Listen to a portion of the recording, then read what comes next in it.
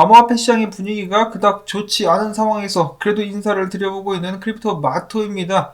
오늘 먼저 미국 증시 같은 경우는 혼조세를 보여주고 있는 가운데 금이 급락하고 있는 모습이 보여지고 있으며 비트코인 같은 경우는 43,338달러, 어제 장중 42,000달러대까지 쭉 밀리면서 많은 사람들을 긴장하게 했었으나 지금 다행히도 43,000달러 위까지 올라온 모습이 보여지고 있습니다. 이더리움 같은 경우는 3,445달러에서 거래가 진행되고 있는 가운데 알트코인들 보시면은 여전히 좀 비틀비틀한 모습이 보여지고 있으나 몇몇 개의 코인들은 반등을 꾀하면서 힘을 비축하고 있는 듯한 모습이 보여지고 있기도 한데요.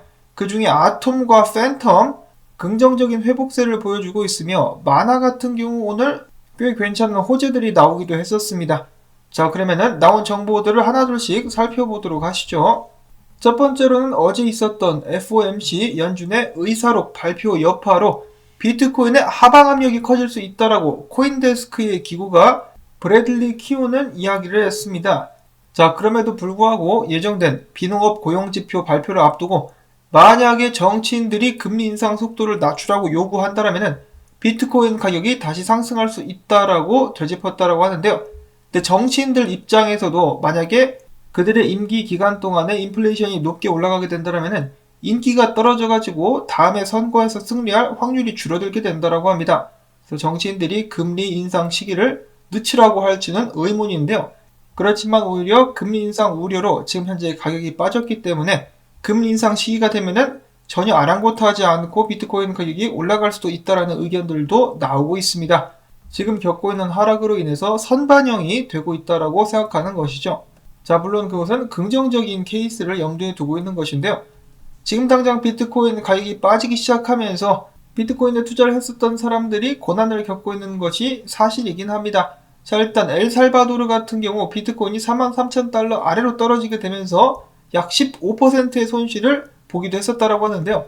지금 당장 일단은 43,000달러 위로 올라온 그런 상황이죠. 자, 이렇게 비트코인 가격이 떨어지자 이 기회주의자 피터 시프가 또 나대기 시작하면서 엘살바도르 대통령이 국민들에게 피라미드 사기와 같은 비트코인 매입을 강요했다라고 비난을 하고 있다는 것이죠. 자, 근데 피터 시프도 누구보다 더 잘 알고 있거든요. 이런 식으로 변동성이 나오면서 그동안에 비트코인이 상승했다라는 사실을 말이죠. 그리고 지금 현재 금도 안심할 상황은 아닙니다. 비트코인은 올랐다가 떨어지기라도 했지 금은 오른 것도 없는데 떨어지고 있는 상황.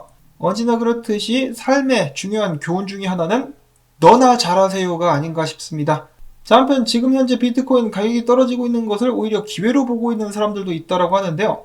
최근에 뉴욕 시장으로 당선된 에릭 애덤스 같은 경우는 최근에 CNBC에 출연해가지고 비트코인 저가 매수의 이점에 대한 자신의 생각을 밝히면서 이럴 때 들어가는 것이 가장 좋다라고 자신의 소신을 밝히면서 처음으로 세 차례 급여를 비트코인으로 받기로 한 사실을 다시 한번 확인시켜 주었으며 비트코인으로 월급 받는 날이 기대된다라고 덧붙였습니다. 자, 대단하죠? 2021년도만 해도 장투자들은 무려 1126억 달러 상당의 비트코인을 축적하기도 했었다라고 하는데요. 최근 비트코인 하락에 계속해서 고래들은 비트코인을 매집하고 있는 모습이 보여지기도 했었습니다. 3위 고래 같은 경우는 비트코인 179개를 어제 다시 추매를 했다라고 하고요. 그 뒤를 추격이라도 하듯이 28위 고래 같은 경우는 비트코인 1000개를 대량 매입하는 기염을 토하는 모습을 보여주기도 했었습니다. 어마어마한데요. 던지는 사람들이 있으니까 비트코인 가격이 떨어지는 것이긴 할 텐데 이런 기회를 틈타가지고 저가 매수를 하는 세력도 만만치 않다라는 것을 항상 기억을 해야 될 것 같습니다. 자, 그리고 이런 상황에서도 나는 관심을 놓치지 않겠다. 저스틴 선, 아프리카 대륙을 순방하는 과정 속에서도 관심을 위해서 트윗을 올리기도 했었습니다. 그는 이야기하기를 지금이 비트코인 매수 적기다. 비트코인 100개를 매수할 계획을 가지고 있다라고 이야기를 했습니다. 구라와 뻥카가 일상이 된 저스틴 선이긴 하지만 그가 돈이 굉장히 많은 것은 사실입니다. 부디 비트코인 100개를 매입을 꼭 해줘가지고 하방 압력을 낮춰주는데 도움을 줄 수 있기를 바라봅니다. 자, 다음으로는 그닥 좋지 않은 소식이 나오기도 했었는데 카자흐스탄에서 최근에 연료비와 전력난으로 인해가지고 반정부 폭동이 발생했다고 합니다. 이 폭동 때문에 주요 통신회사인 카자흐스탄 텔레콤에서 전국에 인터넷을 끊어버렸다라고 하는데요. 인터넷 접속이 중단되자 카자흐스탄에 몰려 있었던 비트코인 채굴자들이 채굴을 중단할 수밖에 없었다라고 합니다. 이러한 과정 속에서 엔트풀, 바이낸스 풀 등 카자흐스탄의 주요 채굴풀의 해시레이트가 10% 넘게 급락하는 모습이 보여지기도 했었다라고 하네요. 다행히도 이러한 폭동 과정 속에서도 인터넷 차단을 제외하면은 채굴업계에 실질적인 위협은 없는 상황이라고 합니다. 그래도 만약에 카자흐스탄 정부가 폭동을 잠재우기 위해서 전력 공급을 위해 비트코인 채굴을 금지시킬 가능성도 염두에 두긴 해야 되겠죠. 다음으로는 비트코인 가격 관련된 소식들을 좀 보도록 하겠습니다. 마이크 노보그라츠 갤럭시 디지털의 CEO 같은 경우는 최근 인터뷰를 통해서 이야기하기를 비트코인의 바닥, 저점은 38,000에서 4만 달러 정도를 예상한다라고 하면서 비트코인의 추가적인 하락을 예측하는 듯한 발언을 하기도 했었습니다. 그러면서 금리 인상 관련해가지고 앞으로 수주간 변동성이 심할 것, 그럼에도 불구하고 중장기적으로는 암호화폐 가격 하락을 우려하지는 않는다. 그 이유는 바로 기관들이 암호화폐에 대해서 낙관적인 태도를 유지하고 있으며 점차 더 많은 전통 기업들, 은행들도 여기 포함되겠죠. 그들이 암호화폐를 재무제표에 포함하고 있기 때문이다. 그리고 비트코인 투자에 관련된 새로운 서비스들도 계속해서 나오고 있는데 여기에서 한 가지 더 덧붙여 볼 수가 있는 것은 아무리 금리 인상을 한다 할지라도 달러는 장기적으로 크게 하락세를 맞을 수밖에 없는 국면이고 여러분들께서도 기억하시겠지만은 작년에 미국 정부에서 부채 한도를 또 상한 조정했었죠. 미국 정부 같은 경우도 소비가 어마어마하고 정치인들이 당선되기 위해서 이런저런 공약을 계속해서 걸 것이기 때문에 미국 정부의 빚 그리고 달러의 약세는 중장기적으로 계속될 수밖에 없을 것입니다. 그 과정 속에서 비트코인이 우여곡절을 겪는다 할지라도 결과적으로는 계속해서 성장하게 되지 않을까라고 생각을 해봅니다. 이 똑같은 말씀을 저는 3년 전에 드린 적이 있었어요. 다음으로는 분석가들의 분석 알아보도록 하겠는데요. 첫 번째로는 비잔틴 제너럴입니다. 지금 상황이 비트코인 작년 3만 불대에서 헤매던 하락했었던 그런 상황과 비슷하다. 매수세와 매도세의 불균형이 심화되고 있는데 매수세 같은 경우는 계속해서 새로운 매수 오더가 채워지고 있는 반면 매도세 같은 경우는 제대로 된 양의 매도 주문이 추가적으로 걸리지 않고 있는 상황이다. 매도하는 세력들의 힘이 빠져가고 있는 것이 아닌가라는 식으로 지금 현재 상황을 보고 있었고요. 다음으로 해서는 스캇 멜커 분석가 이야기를 합니다. 지난 고점에서 지금 현재 가격대가 피보나치 비율 0.618짜리 골든 포켓짜리다. 중요 리액션이 일어나는 자리이기 때문에 좀 반등을 기대하고 있는 듯한 모습이 보여지기도 했었습니다. 자, 과연 황금 비율은 상황의 반전을 이끌어낼 수 있을 것인가?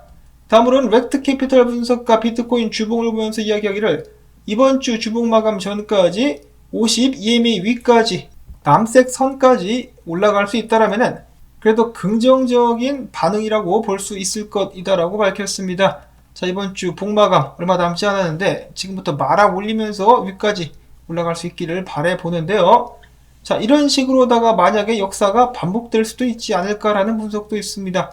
앞에서 지금 상황이 작년 비트코인이 3만 달러 때렸을 때와 비슷하다라고 분석이 이미 나왔었는데요. 전체적인 차트 모양과 RSI 상황도 비스무리하다 이거죠. 이런 식으로 해가지고 약간 반등하는 척 했다가 다시 한번 강하게 떨구면서 더욱더 많은 사람들을 공포에 질리게 한 후 모든 것이 끝난 것처럼 만든 후에 말아 올릴 수 있다라는 분석이죠. 만약에 그렇게 된다라면은 이런 식으로다가 작년 여름이 반복될 수 있다라고 예측을 하고 있는 것입니다. 노보그라츠가 38,000달러대가 바닥이 될 수 있다라고 했는데 그 근방까지죠. 그 근방까지 프랙탈을 봤을 때 딱 떨어졌다가 올라가는 그런 그림이 그려지고 있다는 것인데 몇몇 분들께서는 이미 다 끝난 시장, 아무 의미 없다라고 이야기하는 사람들도 있는데요. 그럴 수도 있죠. 근데 작년 같은 경우도 똑같은 상황이 있었고 그 전에도 똑같은 상황들이 있었는데 비트코인은 강력하게 반등했었던 예들이 있었다라는 것을 기억을 해야 되겠죠. 무슨 일이 일어나도 전혀 이상하지 않은 암호화폐 시장이니까요. 자, 다음으로는 최근에 쭉쭉 떨어지고 있었던 비트코인 도미넌스 2021년도 최저치보다 최근에 더 내려왔다라고 하네요. 자, 이렇게 되면은 지지선이 무너졌기 때문에 일시적으로 이제 리테스트하러 올라올 수는 있겠으나 지속적으로 떨어지게 되지 않을까, 그러면서 2018년도 바닥까지 내려가게 되지 않을까라고 많은 사람들이 예측을 하고 있습니다. 비트코인 도미넌스가 떨어지면 떨어질수록 알트코인들이 날뛸 수 있는 공간은 넓어지게 될 텐데요. 알트코인 소식들, 오늘 마나가 한따까리 했다라는 소식이 나왔습니다. 바로 삼성이 마나의 플래그십 스토어를 오픈하면서 메타버스에 뛰어들었다는 것이죠. 삼성은 당연히 이를 위해서 거액을 지불하면서 디센트럴랜드의 토지를 구매를 했다고 합니다. 위치는 뉴욕 맨하튼 미트패킹 구역의 워싱턴 거리 837번지에 위치를 한 상황이라고 합니다. 자, 삼성의 첫 번째 메타버스 상점이라고 볼 수가 있겠는데 한번 안을 들여다 봐야 되겠죠. 이렇게 생겼습니다.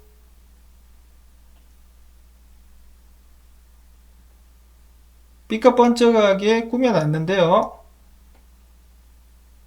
자, 이런 모습을 하고 있었다라고 합니다.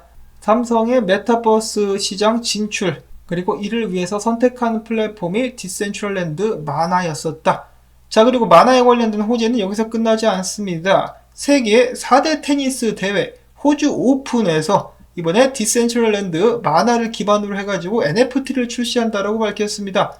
뿐만 아니라 이 대회 기간 동안에 디센트럴랜드 상에서 메타버스 파티가 또 열리게 될 것이라고 합니다. 메타버스에 참여한 사람들에게 그리고 테니스 팬들에게 이 상품을 준다라는 것이죠. 몸이 멀어서 대회에 참여할 수는 없지만은 메타버스 상에서 함께 대회를 축하하는 모습들이 보여지고 있습니다. 메타버스 안에서 파티를 연다. 한국 같은 경우는 관광버스 안에서 파티를 열곤 하는데 비슷하지 않나? 네, 개드립이었고요.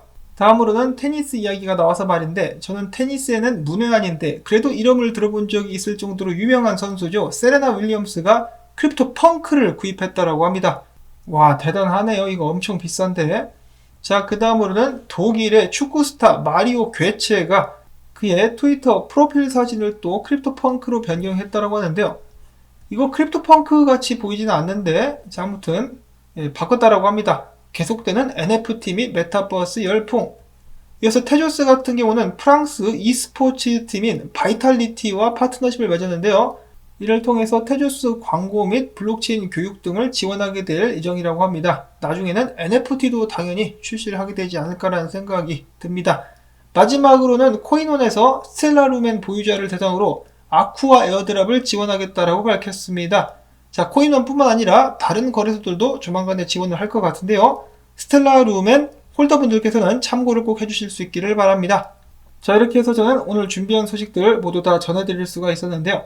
시장이 심란한 것은 사실입니다만은 좋은 날도 있고 흐린 날도 있고 그런 것이겠죠. 암호화폐 시장에 봄이 다시 한번 찾아올 수 있기를 바라보면서 도움이 되셨다면 토마토밭의 물주기, 광고 영상 재생 및 좋아요 클릭 여러분들께 부탁을 드리면서 저는 다음에 새로운 소식 가지고 인사를 드리도록 하겠습니다. 안녕히 계십시오.